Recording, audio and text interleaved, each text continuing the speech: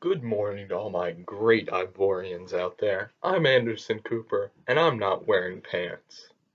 But first, on to the news of today. The US has just left one of the highest councils on human rights in the world. Although, let us begin with what the UN Human Rights Council is and why it was created.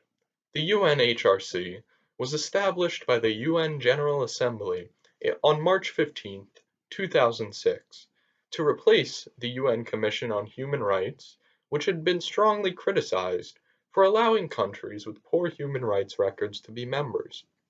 The UNHRC investigates allegations of breaches of human rights in UN member states and in the process addresses important thematic human rights issues. These include freedom of association and assembly, freedom of expression, freedom of belief and religion, women's rights, LGBTQ+ rights, and the rights of racial and ethnic minorities.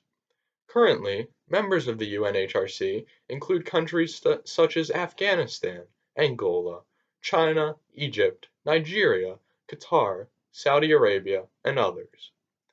There are some countries that stand apart from the rest in the UNHRC in that they are not exactly known for being upholders of human rights.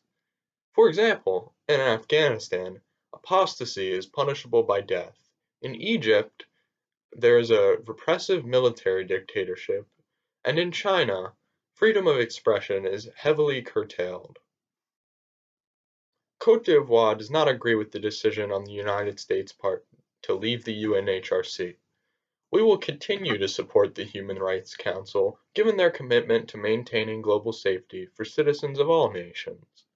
Israel has announced their support of this move on the US's part, saying, quote, Israel thanks President Trump, Secretary Pompeo, and Ambassador Haley for their courageous decision against the hypocrisy and lies of the so-called UN Human Rights Council, end quote.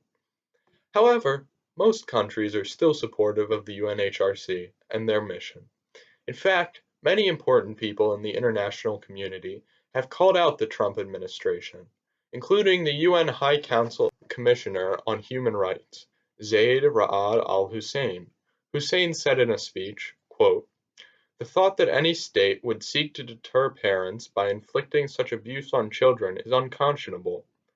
I call on the United States to immediately end the practice of forcible separation of these children, and I encourage the government to at last ratify the Convention on the Rights of the Child in order to ensure that the fundamental rights of all children, whatever their administrative status, will be at the center of all domestic laws and policies.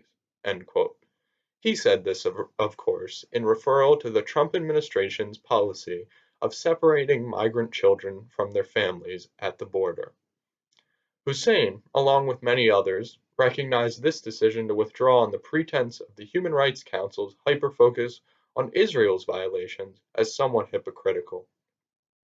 The entire body of the European Union also called out this decision. They said that this stunt on the part of President Trump and his administration, quote, risks undermining the role of the US as a champion and supporter of democracy on the world stage, end quote.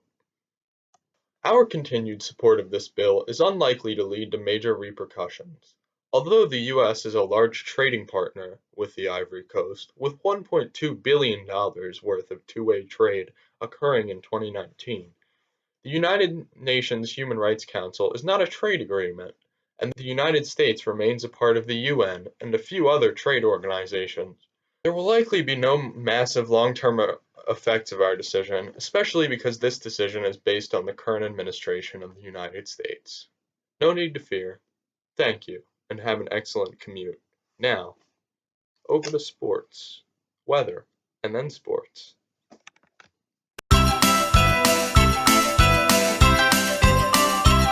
Jesus, I'm Cheezix McBeezus, and I'm here with your weather. So, as you can see right here, uh, it's gonna be raining. It's gonna be raining today. So, um, yeah, enjoy that. Now, what's next? Sports. Sports. Go sports.